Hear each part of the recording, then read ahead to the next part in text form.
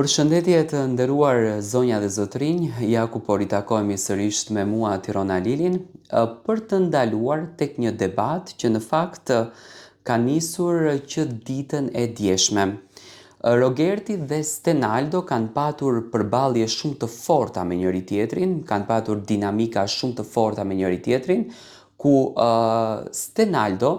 në këtë debatin që bën që të dy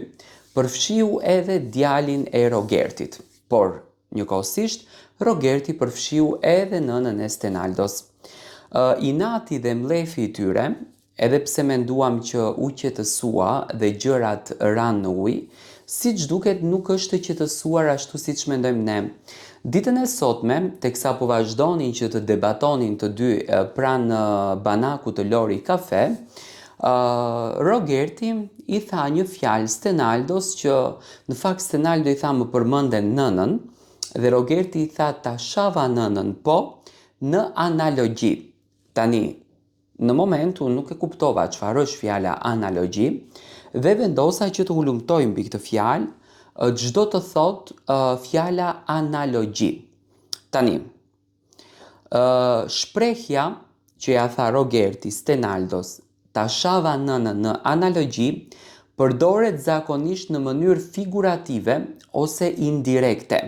Do me thënë, Rogerti thot që unë ty nuk ta ofendova nënën, por ta thash atë gjën për t'u ndjerë ti i thyer, siç u ndjeva unë kur ma the ti për djalin tim, nuk të preka në familje.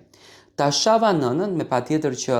nuk mund të duar trokitet, sepse vetëm faktin që Rogerti e përmend nënën e Stenaldos nuk duhet të duar trokitet, sepse nuk duhet përdorur. Tani ne jemi në Big Brother dhe ne dëgjojmë nga një burr i cili është tek të dy zetat, i cili përdor një fjalë që shan nënën e Stenaldos, një grua që nga historia e kaluar e jetës së saj, mësuam që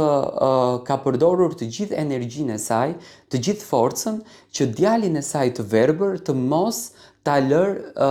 të ndjehet i thyer shpirtërisht, por t'i gëzohet jetës edhe t'i gëzohet fatit. Dhe pa pikë turpi,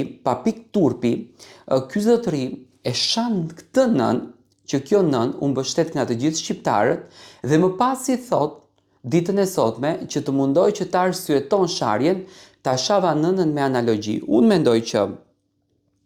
sharja, sido që të jetë sharje, është ofendim. Vetëm nga momenti që del nga goja, ka përfundu muhabeti, ti e ke shar atë. Po të mundohesh edhe të arsyeto sharjen ti, me një djalë, siç është Stenaldo, me atë intelekt, me atë zgjuarsi, që do me thënë nuk nëpërmjet formës së zgjuarsisë nuk ke se ku ta kapësh, atëherë do me thënë ti thjesht akoma vazhdon që të bish në grop. Tani, në analogji, do të thot jo drejt për drejt, por me krahasim, me nënkuptim ose me shembull.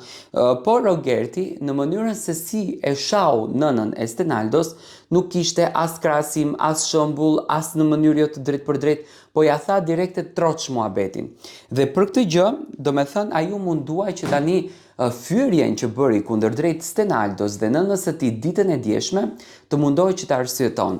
Unë në fakt kërkoj nga familjarët e Rogertit në këtë rast, që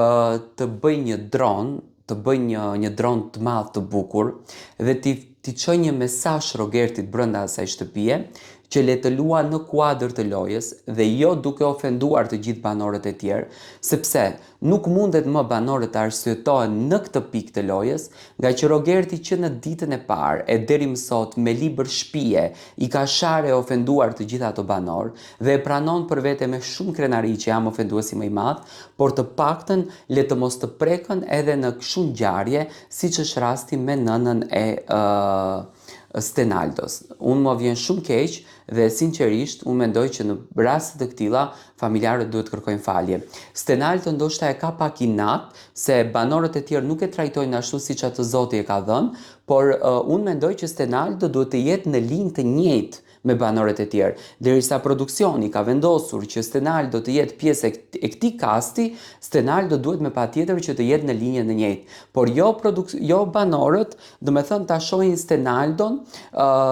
si një fenomen të veçantë edhe t'ja hedhin fjalët siç ja hidhte Rogerti që ti këtu ke ardhur që ta marrësh këtë Big Brother me gjuna. Unë mendoj që Stenaldo e ka faktuar që nuk është për gjuna, por është banori më i zgjuar dhe nëpër të gjitha debatet deri më sot nga A tek Z, Stenaldo ka qenë më i argumentuar, më i faktuar dhe në fakt e kërkon Big Brotheri. Argumenti është gjëja kryesore. Unë shpresoj që familjarët e Rogertit vërtet të veprojnë në këtë drejtim dhe të çojnë një dron drejt Rogertit për të kuptuar edhe Rogerti se ku e ka vendin dhe se si në fakt ai duhet të sillet me banorët brenda asaj shtëpie.